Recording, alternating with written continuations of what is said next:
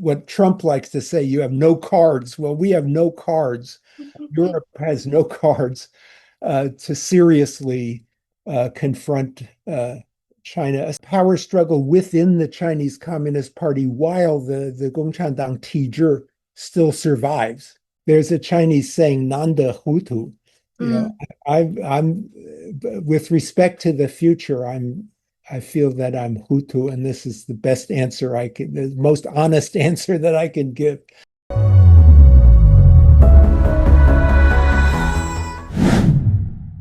自从去年特朗普再次当选美国总统以来，关于中国是否正在衰弱甚至濒临崩溃的问题，在学术界和民间的分歧越来越大。在2026年的中国两会上，经济增长率首次被调至5%以下，显示中国的经济面临巨大的压力。过去几年里，中国在内外都承受着多重挑战。美中竞争持续加剧，关税战频繁发生，台海紧张局势升温，环岛军演成为常态。中国人民解放军高层大清洗，中央军委几乎瘫痪，以反腐民意的政治斗争日益扩张，政治局面混沌。但与此同时，我们也看到另外一种景象：中国外贸规模创下历史新高，突破1万亿美元。AI 产业和电动车产业成为新的增长引擎，甚至有西方声音惊呼，中国在 AI 领域已经赢得竞争，而电动车产业对欧美已经形成了碾压的形势。这似乎呈现出两种截然不同的现象：中国体制究竟是在走向崩溃，还是仍在持续发展？而对于所有观察中国的人来说，一个更核心的问题在于，中国共产党的体制是否依然稳固？它对中国社会的控制力是否依然有效？2026年2月，德国明镜记者曾发表文章称，中共政权坚若磐石。那么，中共体制对中国的统治究竟是坚若磐石，还是微弱累卵？Can News 特地邀请美国汉学家 Andrew Nathan 来一起探讨这个问题。黎安友教授是哥伦比亚大学政治系教授、东亚研究所主任，同时也担任美国中央情报局顾问、太平洋国家银行安全局顾问、中国人权理事会共同主席。他长期研究中国政治。Hi, Professor Nathan. Thank you Hello, for speaking with us today. you're welcome. So let's start with the President Trump's visiting. We know that he's visiting China soon, though we don't know the exact time yet. Many are closely watching what Trump and Xi will discuss, and the most concerned questions are about trade wars and the situation in the Taiwan Strait. Over the past year, there has been a view that Xi has grasped ways to deal with Trump effectively.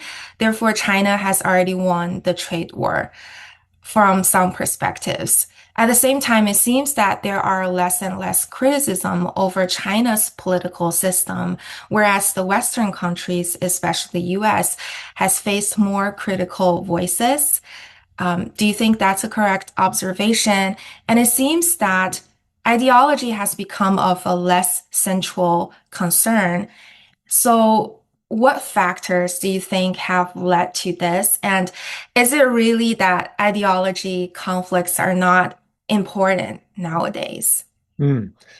So that question includes a lot of separate items, separate questions. So to try to grasp the big picture, I would say that over the course of time, the objective power balance between China and the United States has been shifting.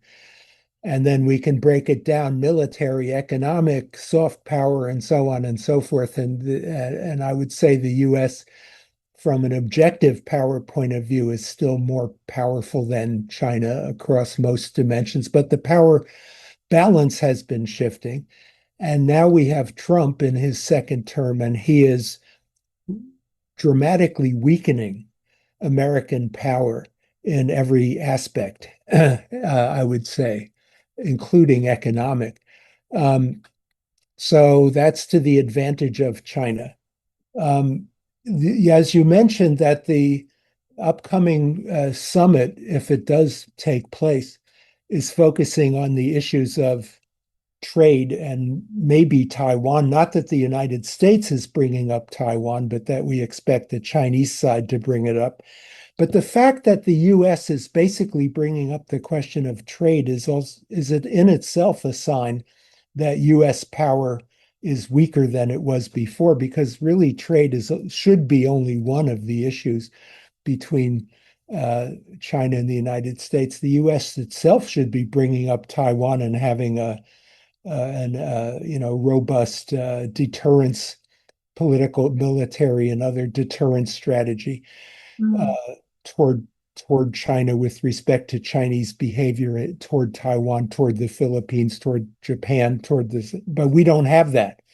And that's because Trump is not paying attention to it Mm. and pays attention only to the trade issue. And I do agree with what you said that, and not just you, but I mean, most people have said that with respect to the trade issue, Xi Jinping has kind of checkmated Trump on that because China has many chokeholds over the United States. It's true that, including rare earths and including many other kinds of supplies. Now, China has its problems, and so does the United States, and I think that's pretty normal. But it looks to me like China's position is improving globally, as you mentioned, among other things, the criticism of the system, soft power, we would say, is that the US looks like a mess. And it is a mess. Our political system is a big mess right now.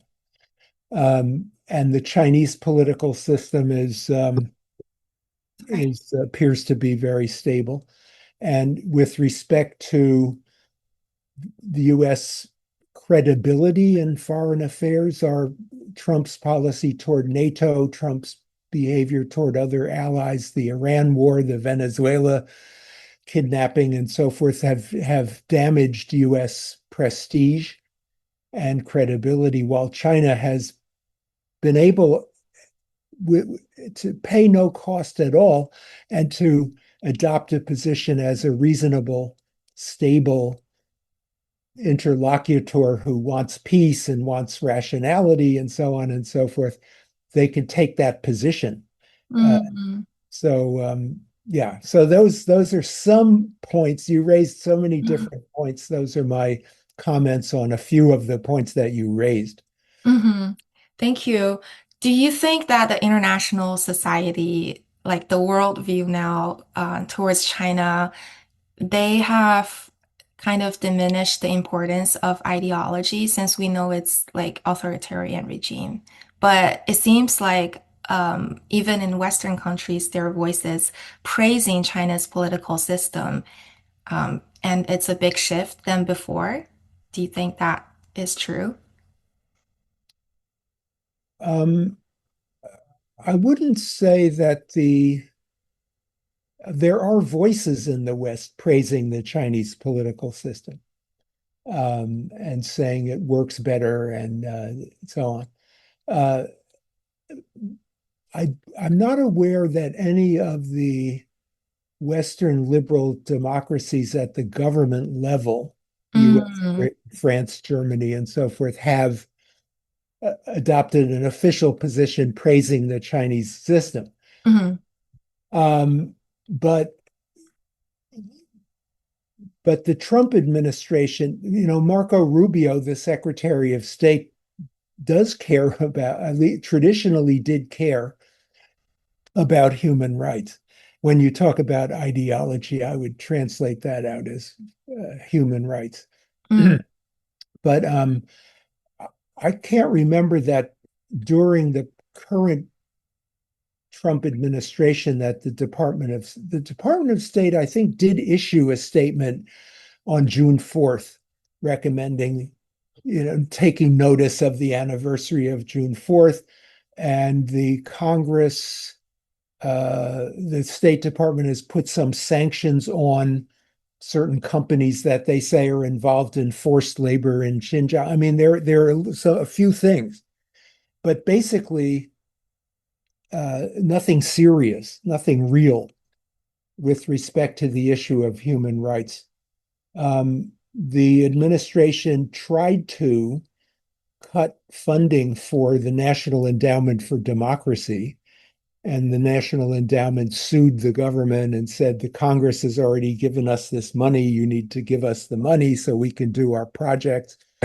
And so that happened, and the NED is doing, their projects, but we don't know if in the next budget whether they will get an allocation from Congress. Of course, which party will dominate the House of Representatives is also a question in the upcoming election. So I would say that, yes, that ideology has been put on the back burner. And the real reason for that is that what I mentioned before, the power balance has changed. And if you're trying to bring up ideology and you have what Trump likes to say, you have no cards. Well, we have no cards. Europe has no cards to seriously confront China, especially when Trump, as the leader, is showing so much respect and praising Putin and Xi Jinping, Kim Jong-un, so that the signal is very clear that it means nothing to him. So to the extent that the State Department is saying anything, or people in Congress are saying anything about it, they're isolated from the president. So it's interesting to hear you share that the power balance has now shifted. Although, as you also shared upfront, that US still is more powerful than China. So I say shifted, I mean in relative terms. I don't mean that China has become the number one yet. Whether they will or not, that's for the future to decide. But you also mentioned that US has no card now, or the Trump administration kind of has no card over China. Human rights for the human rights issue, and not only the US, but Western European governments as well, because we don't have leverage over human rights issues. What do you mean by that? Well, in the quote unquote good old days, when China was rising, let's say in the 1990s, we could say you got to release Wei Jingsheng, or you must release this person or that person from prison, or else we're going to threaten to put tariffs on you. Well, now we've put tariffs on China, but it's not about human rights. And China, and by the way, American imports from China of certain products, the aggregate of American imports from China has gone down by some amount. It doesn't hurt China because China has been able to increase its exports to other markets. And Chinese automobiles are banned in the United States. But they have found markets elsewhere. So, for example, Canada has opened up its market to a limited extent to Chinese automobiles. And I might just point out here, I'm not a car expert, but we do know that the Chinese electric vehicles are very superior to those that are produced in the United States or in Europe. And cheaper. They're better and they cost less. And can Western producers catch up with that? I am skeptical, because we may be able to catch up with the quality, but not the price. So now our producers are going to say, well, that's no fair because China's suppressing the wages of their workers, and so it's not fair. Well, it may not be fair, but my guess is that the Chinese electric vehicles are going to take over the world market and eventually somehow find their way even into the United States, maybe through joint ventures or something like that. Mm, And so I'm giving this as an example about having no cards. mm, Also with the Chinese control over the rare earth minerals and batteries that we need. And the Trump administration has the thumb in the dike, that saying, the flood is there and we're trying to hold back the flood. But for us to produce our own rare earth minerals and our own battery manufacture is going to be very, very expensive and take a very long time. So now you come along and say, well, we don't like your treatment of the Uyghurs or the Tibetans or the Catholics or the Christians in China, or we want you to release this or that political prisoner, or even this or that US citizen who's been held in China because of some commercial. We want you to do this thing. China doesn't need to now because we don't really have a way of hurting them. mm. That's very interesting. And let's go to the stability of the regime. As you've mentioned, the electronic vehicles, the development of those, and also, China's hold on rare earth minerals. We know that debates over how stable the Chinese Communism Party system really is have long been a vocal point in both Chinese and Western media.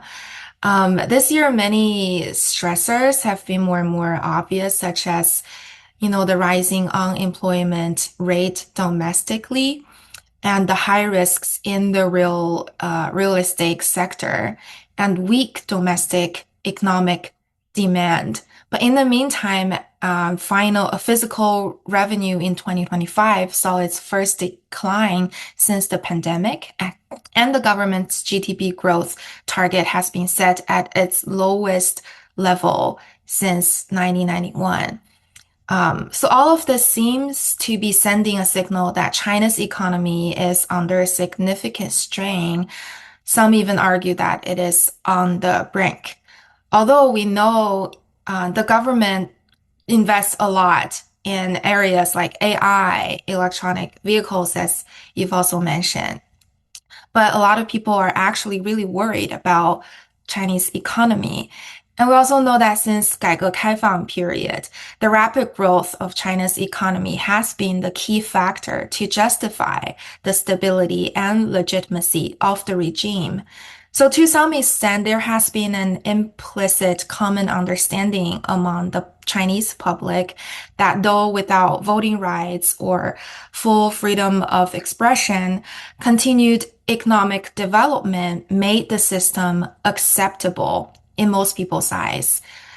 And now the view that China's economy is collapsing from some people's perspectives has brought up serious doubts against the stability of the regime, especially among the public disclosure in the Chinese diaspora, among people outside of China. So I'd like to ask you this question directly. How would you characterize the current state of the CCP regime? Is it still rock solid or collapsing without falling or entering a phase of accelerated decline, and why? So I'm glad you didn't ask me to predict what would happen in the next 20 or years or something. I mean, you just asked me what it is today. Mhm. Probably you really want to know what my prediction is. But I mean, as of today, I think it's pretty clear that the regime is as a regime, Xi Jinping is in charge. The Chinese Communist Party has 100 million members. They all obey. They all 学习强国, Mm, and so on. The system has problems. Let me talk about bottom up and top down. Bottom up thing, I I think the picture is very mixed. So I'll give you one example. One of my Chinese friends, his mother lives in Ningbo. She's retired. She mhm, can travel on the public transportation for free. She goes to the park. The park is very beautiful.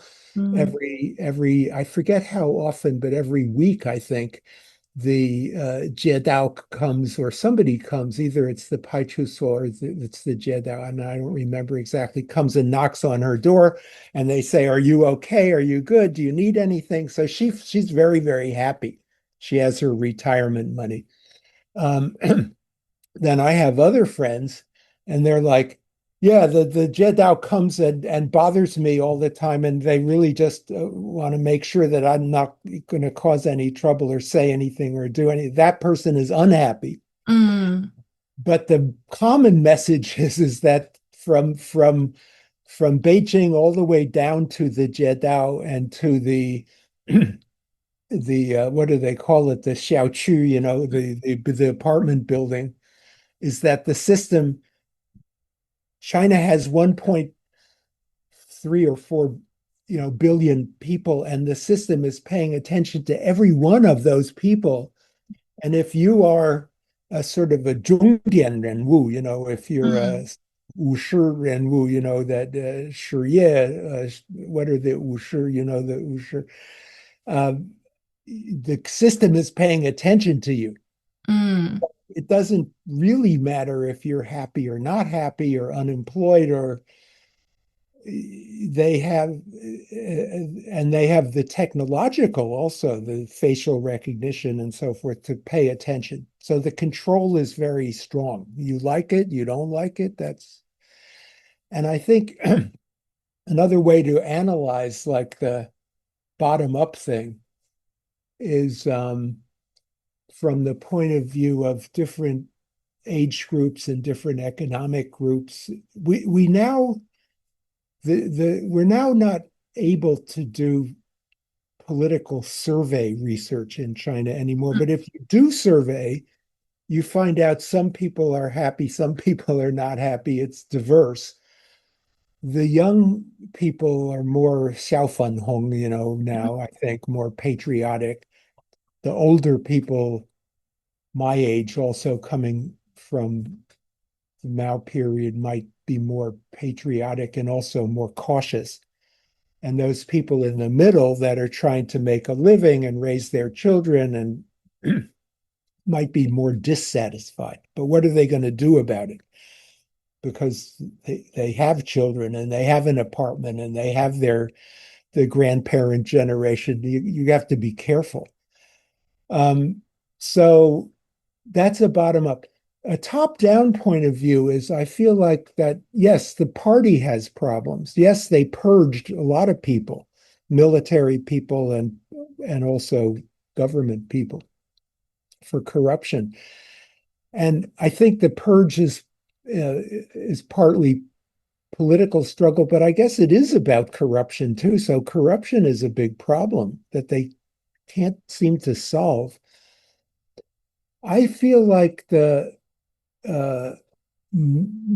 risky thing is that when Xi Jinping leaves office, is he going to leave office because he gets sick or dies or has a stroke? There's a rumor that he had a stroke. I don't know. Or is he going to step down in an orderly fashion and appoint a successor?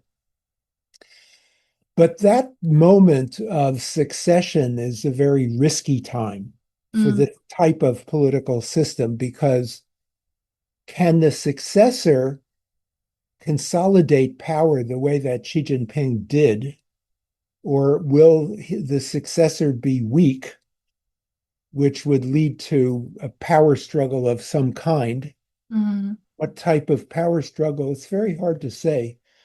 Different factions in the party, or would it be the military versus the civilian leaders? Or, we had the post-Mao power struggle. The Gang of Four were arrested. Hua Guofeng was a weak leader.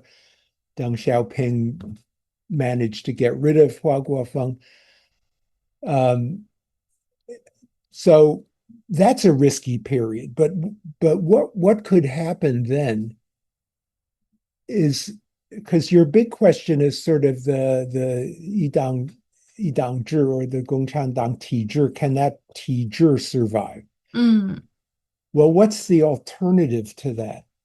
There isn't any opposition party like there was in, let's say, in Hungary this time.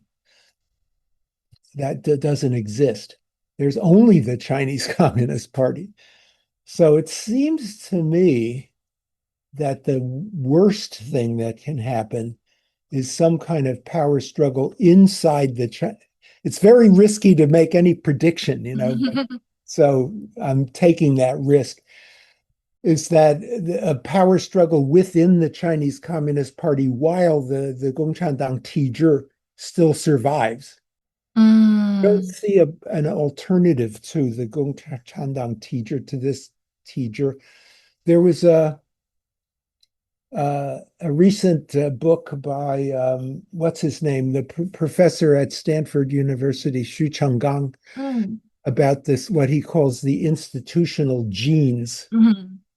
What is a Chinese teacher gene, something like that, of the system from the Qing dynasty, from the Ming dynasty to the Qing dynasty to the Kuomintang to the Mao Zedong to now. According to him, it's always this kind of top-down authoritarian control. He's like, can China ever have any kind of different system? And I'm sympathetic to that argument. If you ask me as a pro-democracy scholar, can China have democracy? Then I'm going to say, yeah, they have a middle class, they have a high level of literacy.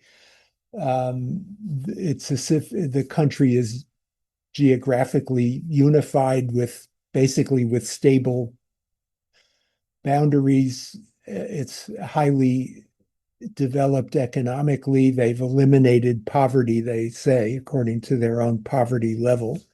Why can't they have democracy? So that's an argument, but where are the institutions for it? And where's you might remember that Hu Shi had the idea that China can have democracy, but it has to have to practice democracy stage by stage, so-called shunzheng, tutelary democracy. Well, China doesn't have that experience. So that's a long way of saying that in my assessment, the system is basically stable as far as I can see. Sooner or later, something changes, as has happened in the United States. Now our system is changing. No political system is absolutely stable forever. But when is China going to become more democratic? I don't see it. I'm pessimistic about that.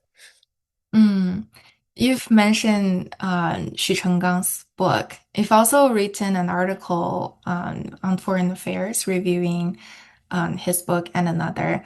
So in his book, he argues that the China's economic problems are not based on cycles, but structural, which is linked to the core of the regime.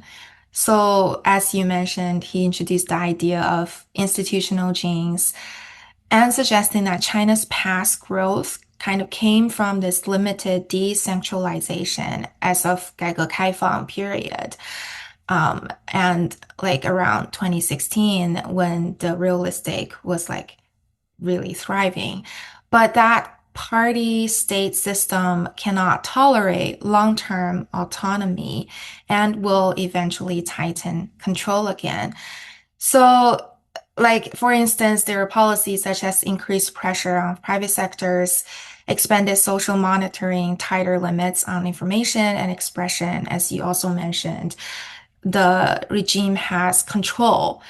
In this view, if the regime does not change, economic growth may eventually stop. So I wanted to ask, what's your view on this? And also, like, meanwhile, some economists argue they kind of have the same views as Xu Chenggang, that no matter how stable a political system appears, it still has to follow basic economic rules.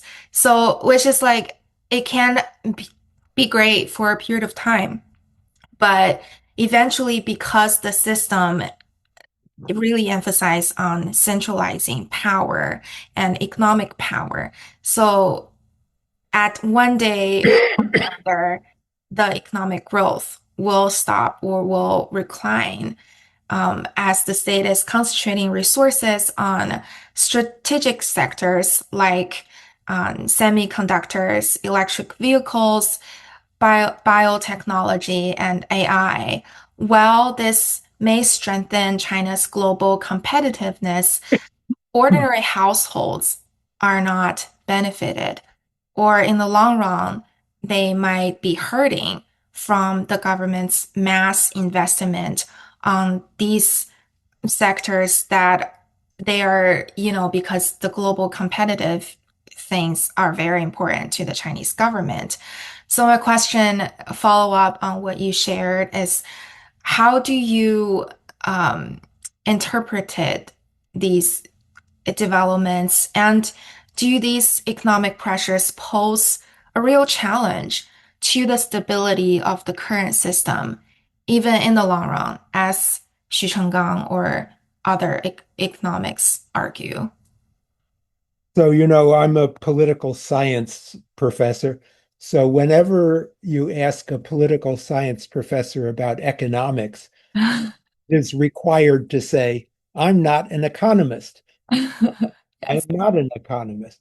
So that said, I'll try to answer, give you my thinking on this question. So many economists in outside China and also inside China have said that Chinese economic growth so far depends too much on state guided investment, roads, bridges, airports, plus exports, and that both of these sources of economic growth are not sustainable because there's too much bridges and airports, and because the outside world is going to resist Chinese exports, and that therefore, as the Chinese economy, matures, as we say, or just develops and advances, it needs to improve domestic consumption like the United States and other advanced economies where domestic consumption, like people like me buying stuff and traveling and so on, going to doctors, consuming, um, we drive the economy in the United States Mm, to a higher degree. I think 30% of, I forget the number. Yes, there is that argument. On the other hand, for now, the Chinese policymakers face the following situation, which is their exports continue to be robust. In fact, they reached higher levels than ever. mm, They're selling into new markets. mhm, They have, we talked about cars. They have cars that nobody else can produce, mm, and people are buying them outside in and outside of China. So if I'm Xi Jinping or I'm Xi Jinping's economic advisor, and somebody comes to me and says you should export less, I'm like, no, that's working. Look at my mm, exports. It works. I'm going to do it. It's nothing wrong with it. Then if you come to me and you say he's got to stop building bridges and tunnels and everything, again, my answer is that's working for now. You told me I have too many airports, but I don't, because people in such and such a place want an airport. I'm going to build it. And that creates growth. And if you come to me and say, well, your state enterprises are wasting money, they're not making a profit. And my answer is, well, yeah, but we still have growth. Those state enterprises are keeping people employed. And then if you say, well, you've got to increase domestic consumption, and I say, how do I do that? And you say, you need to have better health insurance plans. You need to have better retirement plans. You need to raise people's wages. And I'm like, where do I get that money? As you Mm, said before, that my fiscal income is actually a little down. mm, And am I going to put more taxes on, BYD and so forth, so that hurts their exports. So if I'm the Chinese government now and everything is working, and today's New York Times says that the Chinese economy grew 5 point something last quarter, mm. the American language for this is it ain't broke. Don't fix it. Mhm. It's broke. It's working. So you predict that it's not going to work. You, some economic advisor or the IMF or the World Bank or somebody says it's gonna break down. I'm like, let's wait till it breaks down because for now it's working. Mm, So that's my understanding of the Chinese government strategy is that it's still working. Now, Xu Chenggang has said in some 不明白博客 mm, he told Yuan Li, you know, actually the Chinese statistics are fake. Actually, the economy is not growing. I don't know what's the answer to that. It looks to a lot of people, when you look at the Chinese economy, you look at the exports, those are not fake. You look at the construction machinery, the economy is growing. Yes, there's a real estate crisis, that's true. But actually, the Chinese government has a method of gradually uh, dealing with that. It's not mm, a one day thing of gradually dealing with the construction. It's important, but the other sectors of the economy seem to be doing well, and the excess real estate can gradually be absorbed, is my understanding. I don't quite know how they do that, but my understanding is that they have ways of picking up those empty apartments and then selling them at a lower price and sort of gradually getting rid of the oversupply. mm, Yeah, a lot of people are hurting. A lot of middle class families are hurting because the value of their apartment has gone down. mhm, They're not happy, and that's a serious problem. But it's a it's one problem, but then there are a lot of other things that are working in the economy. mm, You use the term "would the economy," did you say stop or did you say collapse? I mm, think for an economy to literally stop or literally collapse, that's very, very unusual. mm, Has the Iran economy stopped? It hasn't stopped. People are still, you know, living in Iran after being bombed, after being sanctioned. They have inflation, they have a lot of trouble. But what does a stopped economy look like? It's very hard for an economy to really stop. mm.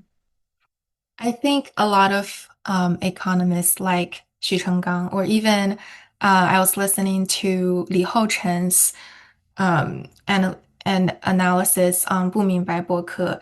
I think one of their very common understanding is that though it seems to be working well right now from the appearance and from China as a state power, but the 老百姓 is actually hurting because their money are drained and there's no investment or there's not enough investment from the state controlled the big pool of investment because they're paying attention to other stuff. Hmm. Do you think that will pose a challenge to the stability of the regime? Since more and more people are actually feeling it tangibly, as you also mentioned, like apartment values are going down, or their 工资 is not like rising as before or 10 years ago. So that's like very tangible uh, and personal feelings, which is very different than the US or other Western economic systems. Okay, yeah. Oh, well, so first of all, I don't know. I think we don't know. I and other people, nobody knows how many people in China are dissatisfied, to what extent. Mm, I mean, it's human nature to not be fully satisfied. mm, But when does that become really, really serious? So it's hard to say. Because some people are doing very well, and when you look at a, a perspective of the past, let's say that a person um, was, you know, 20 years old, and now I'm just doing the math in my head as we talk. But point is, middle-aged people have are better off now than their parents were. mm, So they have that perspective, and then they also feel like, however, my apartment value went down or whatever. The middle class is some um, maybe 300 million people. So it's not, or 400 million. It's not a majority, but it's a big middle class, and the middle class is in the city. mm, And then the Nungmin, the farmers, are scattered. And how dissatisfied are the farmers? I don't think we really know. Um, so my point is, first of all, is to sort of measure the dissatisfaction. But let's say that most people are pretty angry, which is, I think we don't know that. mm, Let's imagine that that is the case. Say during the COVID lockdown, mhm, I think most people got to be pretty angry. Now you connect that to what you mentioned, the stability of the regime. mhm, It's not a direct, I'm angry, so the regime collapses. It's not that easy. There are many, mhm, many steps. mhm, I'm angry. I need to link up with other people who are angry. We need to figure out something that we can do. Maybe we're going to go to as an example, go to Tiananmen Square and demonstrate. Maybe we're going to have a hunger strike, right? Well, this happened in 1989. mhm, What was the result? So the thing is to move from people being angry to a threat to the regime. That's a very unusual thing that happened in Eastern Europe in 1989, 1990. That did happen. mm, But in order for that to happen, the regime had to be weak, for one thing. mm, And this regime doesn't look that weak to me. And we were talking before about all the control methods that they have. So, so I'm still pessimistic as I was 10 minutes ago, but because I'm not sure that the economy is that bad, mm, not sure that that many people are that angry, and I'm not sure that the regime is that weak. So mm, each step of that logic, it seems to me, I don't see the signs of all of those things coming together. mm. You've mentioned the public opinion towards the regime, and it's interesting that in your article you also reviewed Li Lianjiang's book, um, Political Trust in China, and his research challenges the widely held assumption that the majority of Chinese people support the regime or are happy with the regime. So I pulled out some data from the article. According to data from the Asian Barometer survey, which you also were, part of the. Yeah, I'm involved in that as in the sort of steering committee level. Yeah. Uh-huh. Yeah. So according to that survey, 95.7% of respondents in 2015 and 98.3% in 2019 said that they trusted the central government in China. So Li Lianjiang argues that only about 28% actually express what he calls full trust. Another 20 to 25% show partial trust. Around 35% are skeptical, and 10 to 20% actually express outright distrust. So, from the perspective of the public sentiment, as you also discussed, I'm assuming you don't agree with Lee's assessment, or what's your take on it, and why or why not? And Yeah. is genuine trust in the government actually, as what Lee says, much lesser than it appears on the surface or according to the data? So this gets to the question of what do we do when we do survey research? So we do a sample and then we have a questionnaire and we send people out to talk to those persons we sampled. And then the questionnaire says something like, I don't remember exactly now, but you ask a person something like, how much do you trust the government in Beijing to do the right thing? So imagine that I'm questioning you and I say, or imagine you're questioning me. How much, and I have to answer that question. And you tell me, give me an answer from, I don't trust it at all to I trust it a little bit. So and there's six, you could have a score from 1 to 6.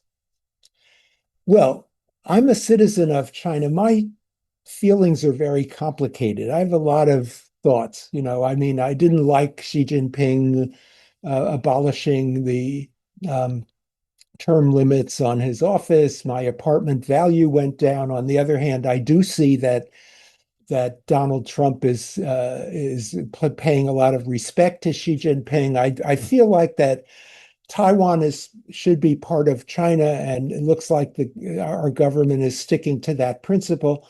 I don't like the fact that the United States bombed Iran, and I'm glad that I have a lot of thoughts. And you say to me, just give me a number, 1 through 6. Do you trust or you don't trust? Okay. That's all I want. So, okay. All right. What? Okay. 5. Take 5. So that survey research has that problem to it. And we didn't, we don't have better data. The Asian barometer data are, I would say, the best data that we have, but they don't go into, so if I really wanted to know, I have to sit down with you and ask a bunch of questions, but we don't have time for that.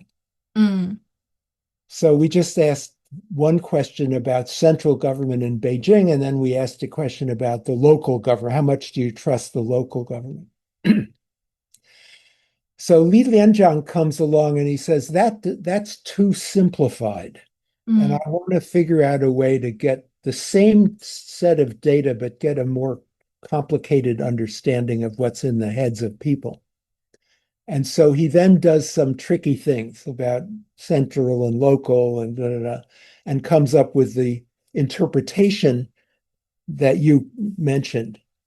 And you asked me if I agree with it. I do agree with it, I think. It makes more sense to me that real human beings, it's not just 1 to 6. It's more complicated. And so I suppose that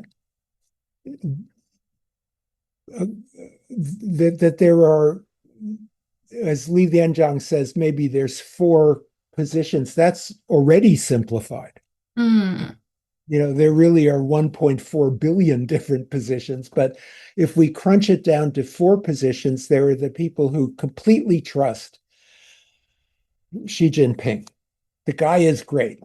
I mean, that's true in America too. There's people that completely trust Donald Trump. Everything he does is correct. He's Jesus Christ.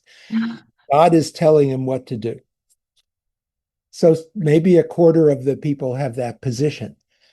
And something like a quarter of the people have this position that this person is a complete wreck. Everything he does is absolutely mess, which is my view of Trump, by the way. And then there are the people in the middle who are like, yeah, pretty much 50-50, and it's pretty good, not too good.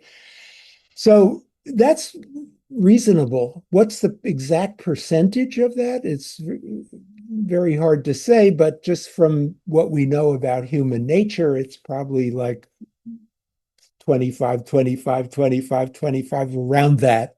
Mm.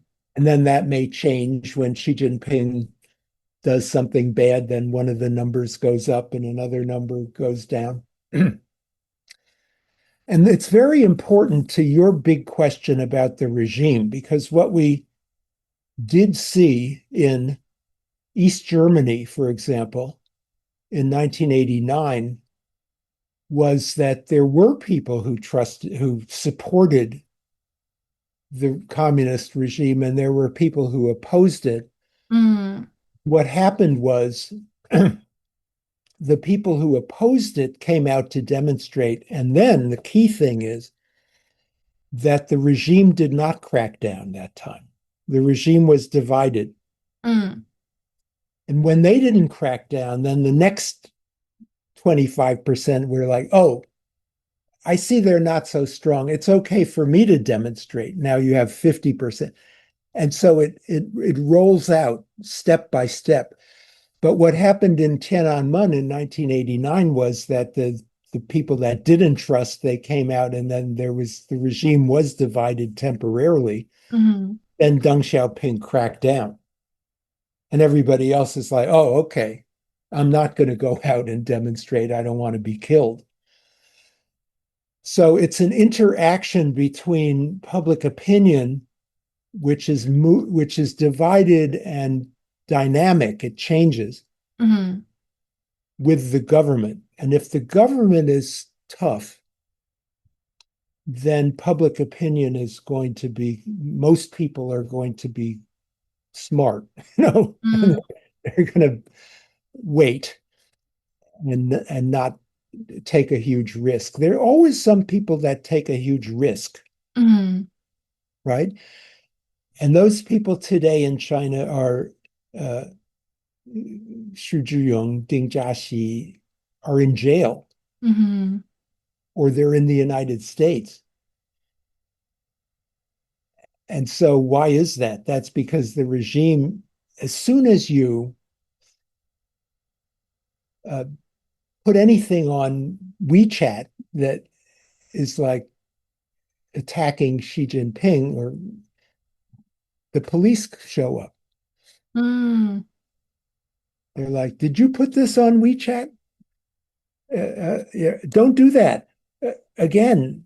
Okay. So it's an interaction between public opinion and the regime. Mm. The strength of the regime is just as important as the level of dissatisfaction among the public. Mm. And you mentioned that in Dongde, East Germany, in the 1980s, people actually had this ripple effects, kind of like they Right. go and then they found out they're not that strong, and then they, like the rest of them, or some part of the rest of them, go again.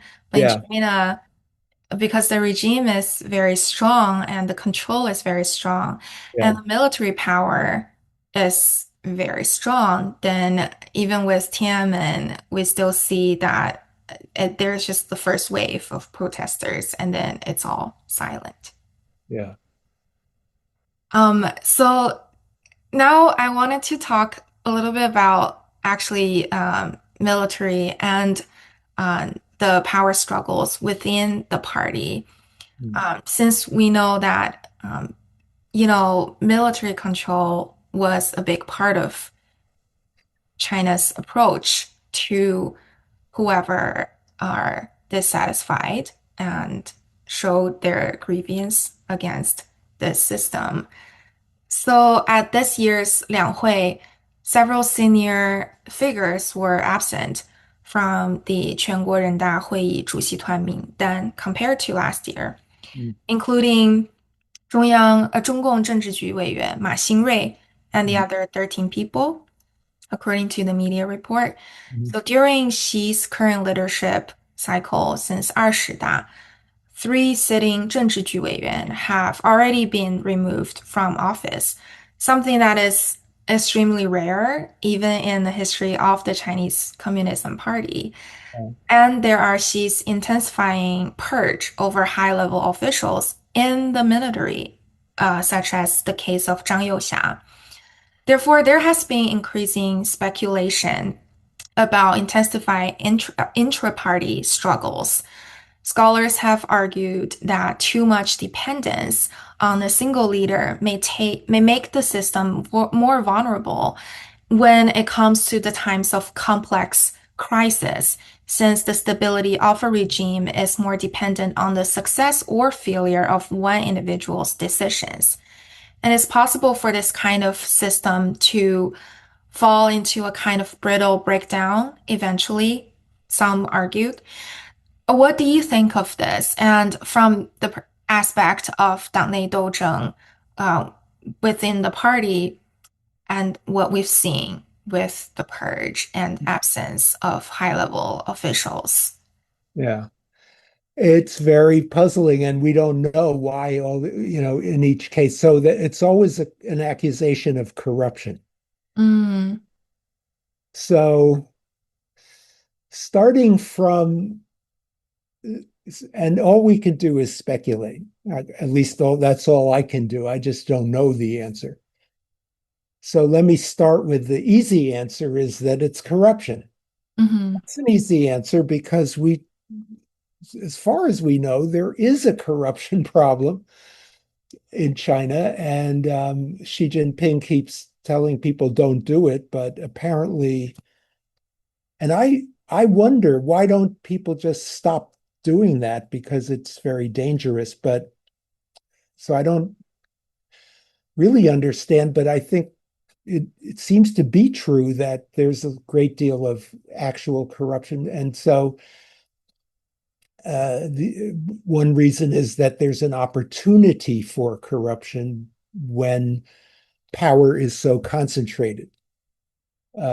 So Ma Xingrui was the party secretary of Xinjiang. Am I remembering correctly? And so any place that you are the party secretary has a lot of power, and so that's an opportunity for corruption, and so it's very tempting. And so maybe also the boundary of corruption is a little bit fuzzy because China is a gift-giving culture, so people do give gifts, and how much is too much and all that.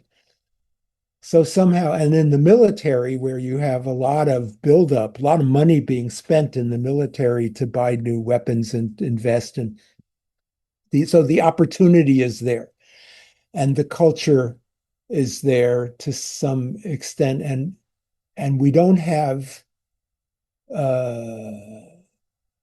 really an effective sort of public media that would, in the United States, are often revealing corruption. So the only investigation of corruption is in the Dangnei itself, or in the Junnei itself, makes it very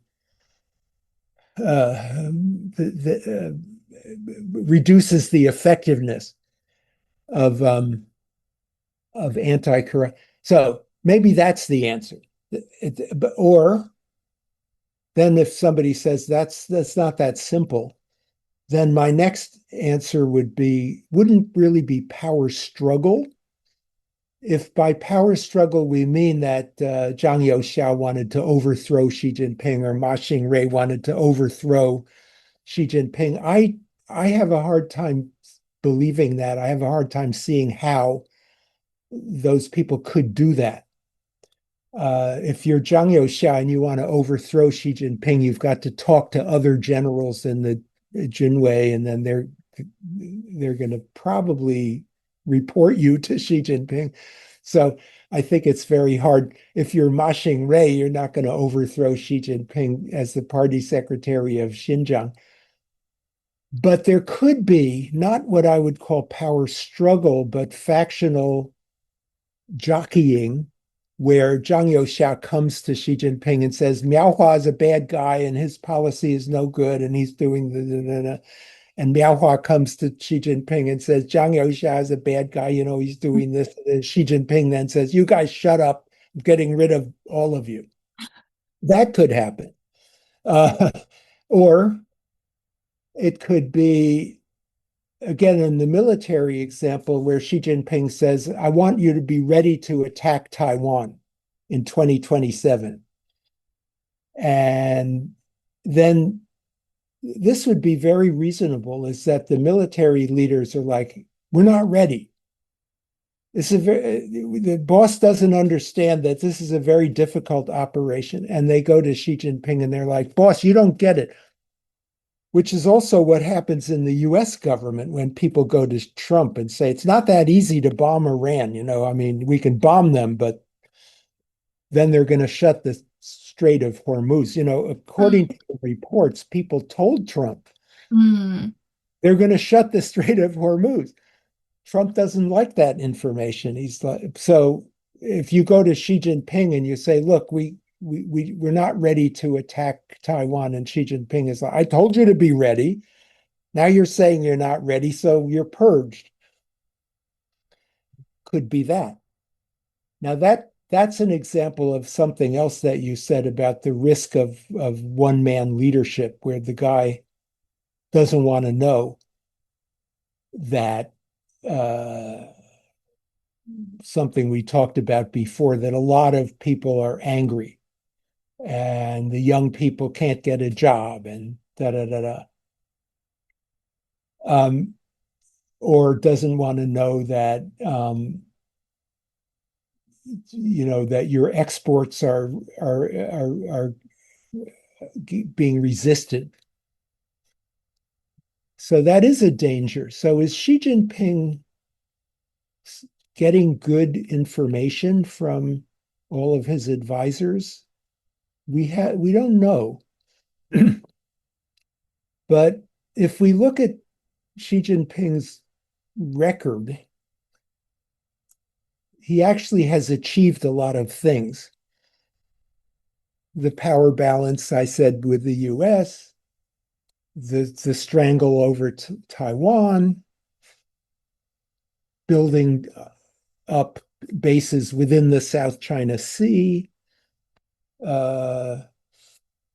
developing, getting a stranglehold over rare earth. He has done a lot of successful things. So it looks like he's pretty smart. You look at Trump, just what has Trump done? It doesn't look like Trump is very smart. Now, we know a lot more about Trump than we know about Xi Jinping, because Trump is all the time talking. Xi Jinping doesn't talk much. Every time he talks in public, it's some formal thing, maybe written by somebody else. So we don't really know that much about Xi Jinping. But anyway, so in terms of your question about what's going on in the purges, maybe some of it is corruption, some of it is Xi Jinping not satisfied with your performance, some of it is maybe factional infighting that Xi Jinping doesn't want. But I wouldn't say it's a power struggle. Because there's no struggle as such. Because I cannot imagine, because if I define a power struggle as you're trying to overthrow Xi Jinping, so that's a narrow definition of power struggle, then I can't figure out how anybody can do that. It's interesting you compare Xi with Trump. Yeah. I can't help it because I'm surrounded by Trump all the time. but they're fundamentally their leadership is still fundamentally different, Yeah, right? yeah. Because of the um so you Their mentioned leadership is different, but they are two major figures interacting on the global stage. So I Mhm. think that the comparison is appropriate. Yes, yes. Yeah. Um, so she has purged military officials or just 政治局委员 or so on. And in the going back to the economy a little bit, and Mm, there's resemblance on she's increasing control over private enterprises and entrepreneurs, mm, such as Ma Yun or Bao Fan, often in ways of regulatory actions or data survey reviews, anti-corruption campaigns in this private sector's area as well, targeting specific companies and high-profile business figures. And there are blockings of IPO, summoning executives for talks, imposing penalties, and in some cases, even detention.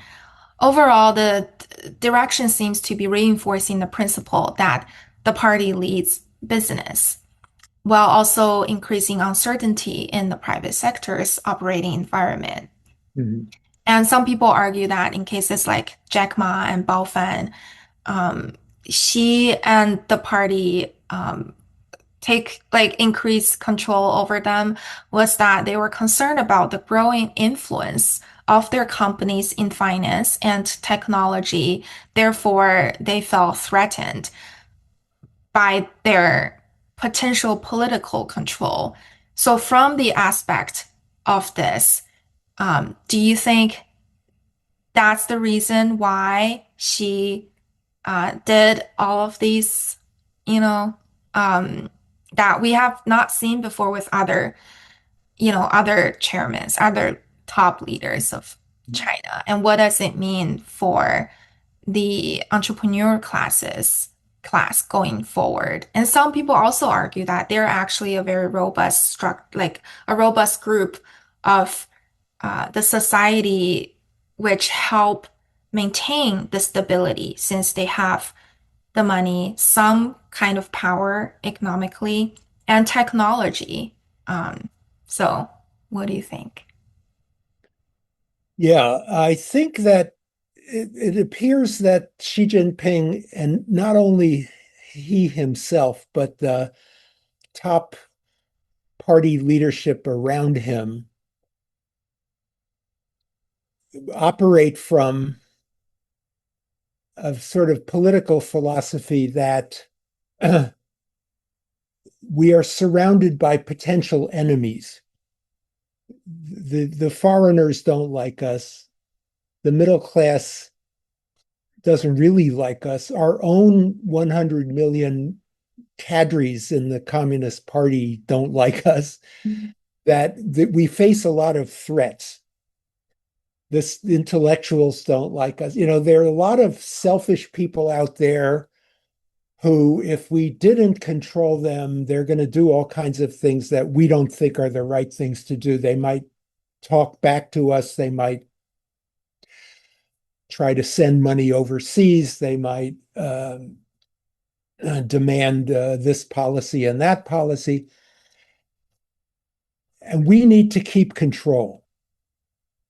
And that seems to be their philosophy. And when we released some control in the 1980s, then it wasn't good and Mhm. had a lot of trouble.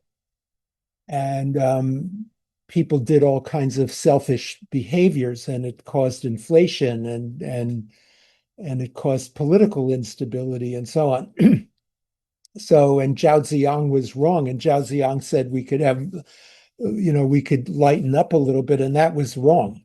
So I think this is their philosophy. The domestic and foreign forces will take advantage of us if we what is the phrase in Chinese? If we loosen up our hand. Yeah, they seem to believe that. And so I agree that they felt like these big enterprises, especially in the digital space, were getting too big. And as we know, Jack Ma had gave a speech and said, "You guys' policy is wrong." And so they feel very threatened by that.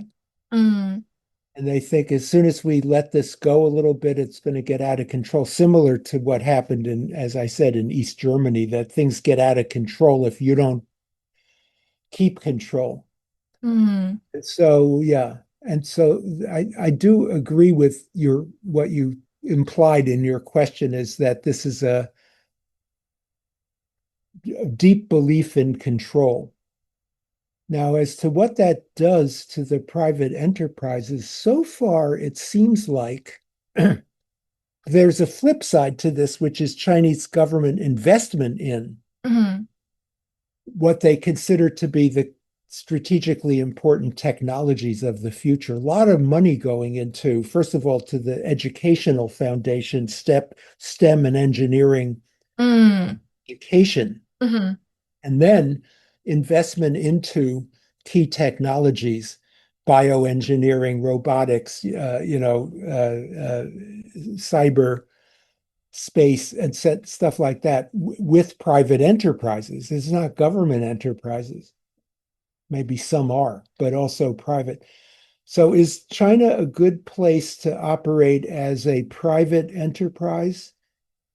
Well, it's a gigantic market, as you know, mhm, and certain industries have really flourished there. Again, the electric car industry is an example.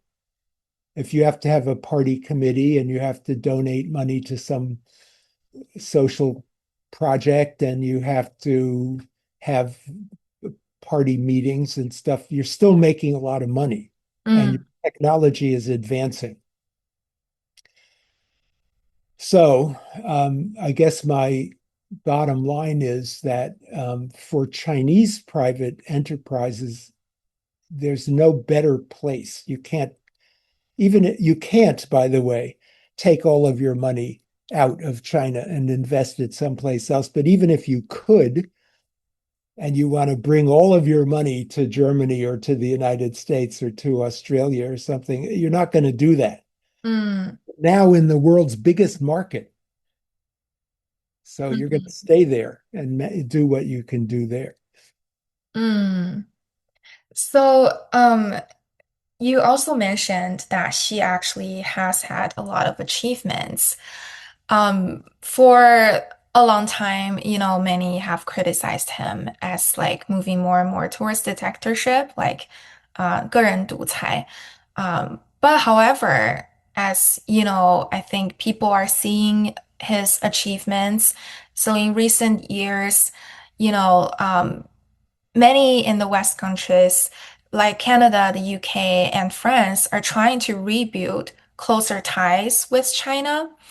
And in areas like trade, diplomatic relationships, AI, and EVs, China's bureaucracy seems still be working quite efficiently, which all seemed like a control since, she is accumulating this authoritarian kind of power onto himself as an individual top leader of this vast, country. But on the other hand, we are seeing that the bureaucracy, the system is still working quite efficiently in terms of what we see from these countries, that their desire to build closer ties with China. And sometimes it can feel very confusing. It's like a polarized Yeah. um, phenomenon. So is China's system becoming more centralized around one leader, and in the meantime still functioning as a strong bureaucratic system, or is it one and another? Yeah, I think it is doing what you said. I mean, I should make it clear all the things that I've said that are uh, pro China, pro Xi Jinping, I'm saying it as an analyst. I do not like Ducai, Geren Ducai. I'm opposed to it. I'm in favor of Renquan, Minju, Renquan. Yeah. And so I don't like what I'm seeing. But as an analyst, when I don't want to play the game of saying that because I don't like it, so it's going to collapse. And Mm, I'm afraid we need to be as realistic as we can be. I think that Geren Ducai has some very severe risk factors. One of the risk factors, I already mentioned that, is succession. mm, Another risk factor that we talked about is information. mm, And then another risk factor is just bad decisions. um, so, for example, Xi Jinping is a control freak. He wants to control everything. That's a risk factor. On the other hand, we do have the achievement, and not everything is an achievement either. So, for example, wolf warrior diplomacy. What is that? Langjian mm, Waijiao. That was a failure, I would say. It didn't get any good result. Um, Xi's policy on Taiwan, we don't know if it's going to be a success or a failure, but we do know that the more Xi Jinping squeezes Taiwan, the more the Taiwanese population is not happy. Xi's policy in Hong Kong seems to work out okay because he cracked down in Hong Kong and people said Hong Kong's economy is going to collapse. It hasn't collapsed. mm. Um, She's supporting Putin to the extent that he does support Putin. Is that a mistake or not a mistake? It's hard to say right now. So I'm not saying that everything that he does is correct, but I'm saying that in his period of time in power, China's strength economy has grown, the military has grown, China's Idai has increased Chinese influence in a lot of places. Have been so, and as you said, the bureaucracy works, including the repressive bureaucracy, the not only the military but the police, Guoan, Gong'an, Wujing. All those things are there, and they seem to be keeping control. So yeah. So in other words, I agree with what your question said is there's risk and there's some policies not so successful, but there've been a lot of successful policies and the bureaucracy does seem to work and private enterprise is functioning quite successfully. Mm. I wanted to dive deeper into the core of this system.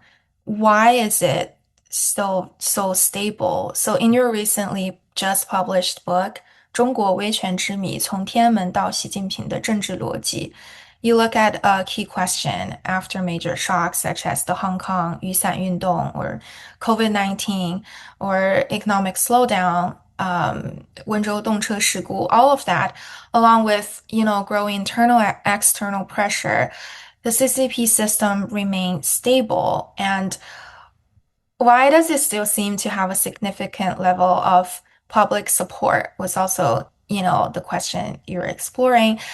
And I'm really curious to know that from, a historical perspective and a political science perspective, can you help explain what the nature of this system really is?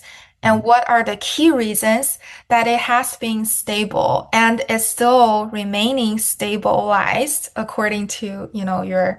analyze over time? Also, like, you also mentioned that what really keeps the system stable is not just institutionalization, but the increasing concentration of power in the leadership from Deng Xiaoping to Jiang Zemin and now Xi Jinping. How should we understand? Yeah, if you can elaborate. That's a huge question. In 2003, I think it was, I published an article on resilient authoritarianism, Mhm. Wei Chen. And in that article, I emphasized on the succession mechanism, which has now been abandoned. So in that article, I said one of the secrets, it wasn't the only one, but one of the secrets to the survival of this system was that they had stopped having power struggles for the top leadership and they had started putting in place every 5 years you have a succession, or every 10 years the person serves two terms in office and then the Yuan Lao pick a successor, and so it's very stable. Well, that's not there now, so Mm. that's a big risk. I think a factor that there are many factors. We don't know the answer to this question, and it's sort of a mystery because everything in the world stays the same until it changes. Mm. Nothing stays the same forever. So why are things staying the same for some period of time, a short period or a long period of time, is hard to say. So I think one factor has been economic growth and infrastructure. In other words, most Chinese people's lives, as I said before, are better than their parents' lives. Mhm. Then you're like, okay, I might not like this, I might not like that thing, but the changing the system might impact on my personal life in a bad way. That's part of it. Then I think the tremendous repressive capacity that they've developed, including human means and technical means, that scares people from protesting. Then I think as well, the fact that around the top leader, he has brought in people who agree with him. Mm. His top leadership seems to support him. And then when he wants to purge this one or this one, that person gets purged and nobody protests and says, you can't purge Ma Xingwei, you can't purge Zhang Youxia. As far as we know, he is surrounded by people who believe in him. Why do they believe in him? Partly is their relationships, professional relationships over many, many years. But again, I come back to the idea that Xi Jinping's policies have been relatively successful. So again, with the Trump comparison, when you now see many of Trump's supporters saying, "Oh, this policy is a big mistake. I don't support him anymore." I think if Xi Jinping, for example, if Xi Jinping did attack Taiwan and lost, which is another question, then people around him might say, okay, he's gone off the rails. He's not smart anymore. We need somebody new. But he hasn't done that. His Taiwan policy, for example, is very, very deliberate, very slow, Mm. which I think is, from Beijing's point of view, is a smart policy. I think it would not be smart for China to attack Taiwan militarily now. So I don't think political science has a good answer to the question that you asked, but I would say there are these many, let's say, contingent factors, and any one of them could change, and then we might see stress on the regime. Mm. So from the people's perspective, you've also mentioned that under an authoritarian regime, there can only come a change or revelation within the people when the public's grievance, dissatisfaction overcomes the fear Mm, inside. mm. Um, so first, from a national character and cultural perspective, do you think that culturally and historically, Chinese people are just more accepting of a centralized power system since it has been a 皇权制度 for such a long time? And we've also talked about Eastern Germany, and versus, Tiananmen, and even the recent protests such as 白纸运动. Do you think that there were ever a time when the regime has really been shaken in Mm. contemporary Chinese history or challenged? And when? Yeah. Well, And Deng Xiaoping, after Mao died and Deng Xiaoping was promoting 改革开放, I think as I remember that, Deng said in the party, he said, if we don't raise the people's living standards, they're going to overthrow us. That was what he said, as I remember this. So I do think that at the end of the Mao period, there was a feeling that Chinese people, from top to bottom, from Deng Xiaoping all the way down to ordinary people, the feeling was, what next? And will this system pull itself back together after the Cultural Revolution? So that was a dangerous time, and Deng Xiaoping worked his way out of it with 改革开放and raised the living standard and created a period of liberalism that sort of came to an end with 八九六四. So it was a dangerous time, but for the regime, but they survived. And since then, since 89, I wouldn't say that I have sensed a crisis in the regime. I can imagine a crisis in the regime that I said before, if they attack Taiwan and then they lose. I can imagine we had the Sichuan earthquake was a big crisis, and the regime wasn't overthrown. We had the COVID lockdown, which was a crisis, and the regime was not overthrown. We have a gradual economic slowdown, but we don't have a real economic crisis. If you had, let's say, inflation, 20-30% inflation, that's always a crisis for any regime.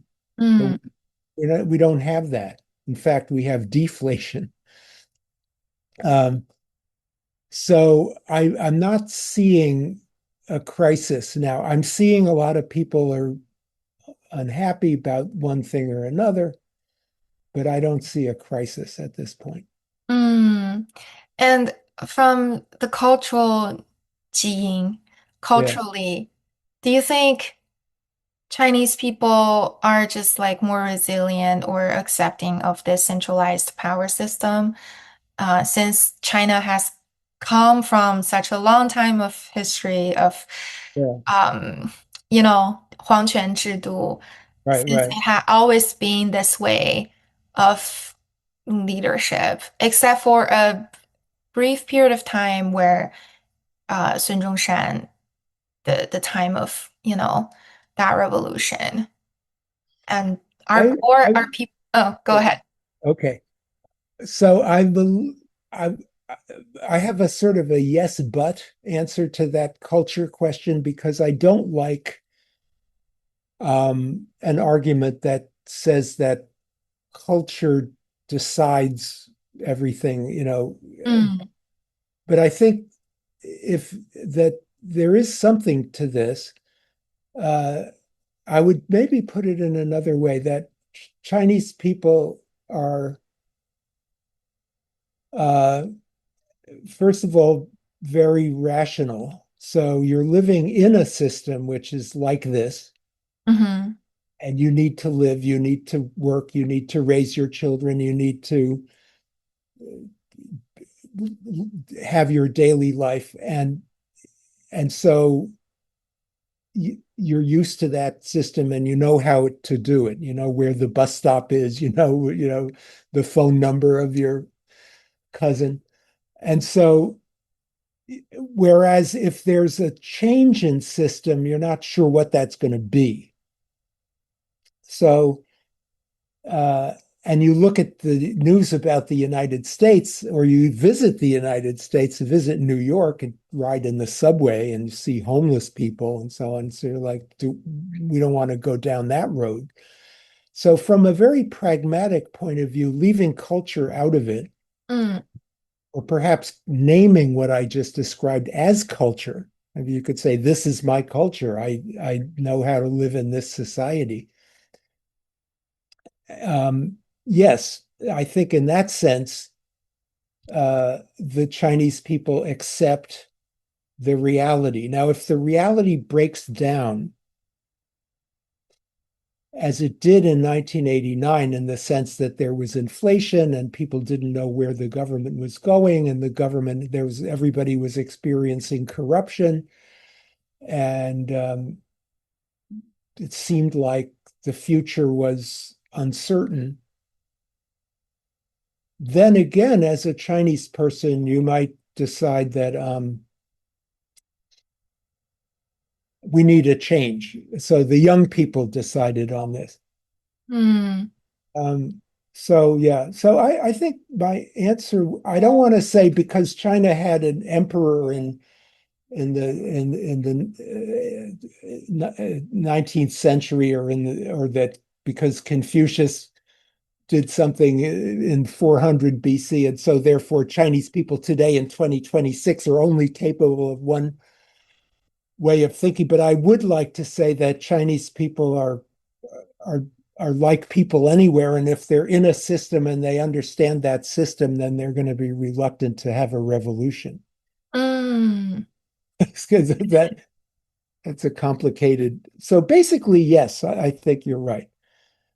So, what changes do you expect to see inside the Chinese Communism Party going forward under internal power dynamics, tensions in the Taiwan Strait, and US-China competition? How will the CCP system respond to these challenges? Hmm. So I changes in the system are unpredictable, but in terms of what I can see from the outside, I think the big change comes when Xi Jinping steps down, either on schedule or because of some health issue or something like that. And then I guess it's reasonable to hope that Xi Jinping's successor might decide to liberalize a little bit, to do a little bit more Zhao Ziyang type liberalization. I can't say that's for sure. It could be a way of responding to the feeling of many Chinese that there's too much control. But on the other hand, because the system does possess all of these repressive apparatus, and as we said before, facial recognition and control of the internet and surveillance capacity, the system might even become more controlling than it is now. So now, in terms of US China, so much depends on the US, really. I mean, I think China's interests are pretty clear. Their policy is pretty clear. They haven't really changed. They want to stay on track now, increase their and continue to have their build up their technological advantages and their influence around the so-called, global South, and take advantage of Trump's policy to increase Chinese relations with Canada, with Europe. So I think the Chinese policy globally is steady as it goes. And the question is, what's Trump going to do? Is he going to continue to open up more and more space for China to have influence? And I'm afraid he will do that 嗯 more years. And so I feel like Trump is just driving down American influence at a fast rate, and that's to the benefit of China. China can take advantage. 嗯 And do you think there will be a reformation? What's your prediction? In China. Uh-huh. Um, I feel like in the long run of history, like 50 years, 75, 100 years, that uh,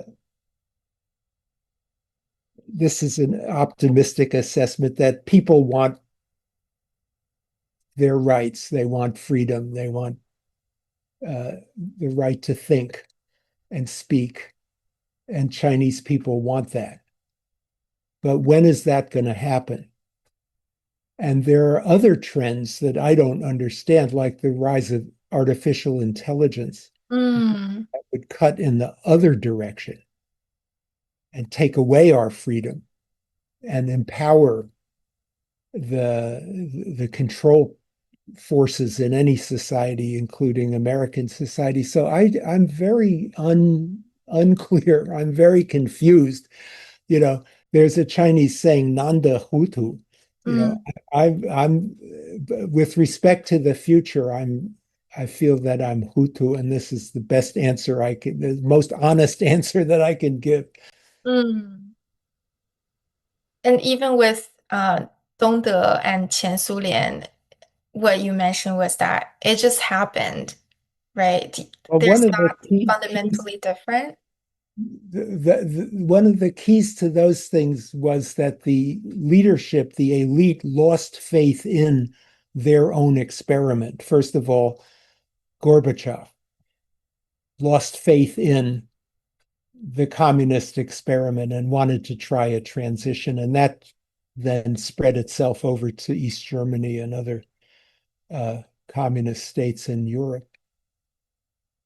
But Chinese leadership does not seem to have lost faith in their path, their development path. If they do, so either the succession crisis to Xi Jinping, or if the Chinese experiment fails in some way. But we can hope for that, but we don't see that happening now. Yeah. Thank you so much, Professor. Okay, thank you for your good questions. Yeah, thank you. It's a really good time. Good. Thank you. Bye-bye.